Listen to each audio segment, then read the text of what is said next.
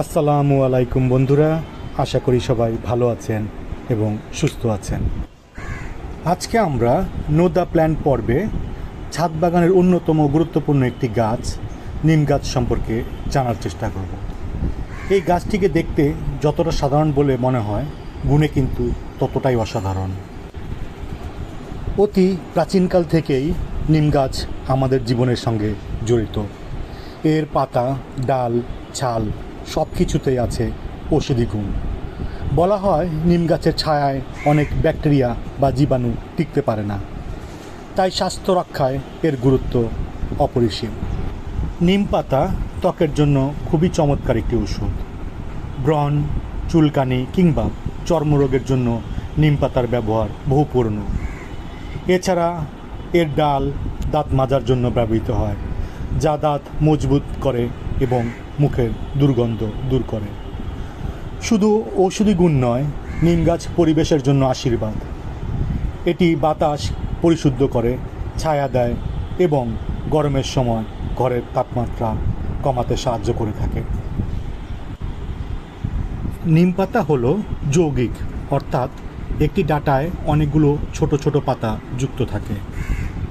পাতাগুলো সরু ও লম্বা, প্রায় 2.5 থেকে 4 ইঞ্চি পর্যন্ত লম্বা হতে পারে। এদের কিনারা সাধারণত খাঁজকাটা বা দাঁতযুক্ত হয় এবং রং উজ্জ্বল সবুজ হয়ে থাকে। ছাদ টবে সাধারণত নিম গাছ 6 থেকে 10 ফুট পর্যন্ত লম্বা হয়ে থাকে। প্রতিদিন 6 থেকে 8 ঘন্টা রোদের প্রয়োজন। এমনভাবে গাছে পানি দেওয়া উচিত যাতে পানি জমে না থাকে। প্রতি 2 থেকে 3 মাস পর পর গাছের গোড়ায় জৈব সার দেওয়া যেতে পারে, আর বছরে 1 থেকে 2 বার গাছ ছেটে দেওয়া উচিত। ছাদ বাগানে নিম গাছ রোপণের ক্ষেত্রে সাধারণত বড় টব ব্যবহার করাই উত্তম। মাটি ব্যবহারের ক্ষেত্রে 60% বাগানের মাটি, 20% গোবর সার আর 20% বালি মিশিয়ে নিন। প্রথম দিকে গাছকে পর্যাপ্ত রোদে রাখা অত্যন্ত জরুরি।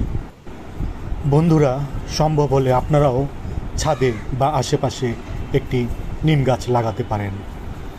প্রকৃতিকে বাঁচিয়ে রাখার জন্য আমাদের এই ছোট ছোট পদক্ষেপগুলোই অনেক বড় ভূমিকা রাখবে। আজ এ পর্যন্তই বন্ধুরা।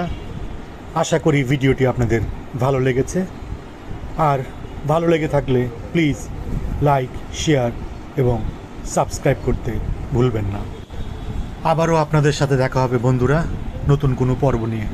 ততক্ষণ ভালো থাকবেন, সুস্থ থাকবেন আর আমাদের এই চ্যানেলের পাশেই থাকবেন। ধন্যবাদ।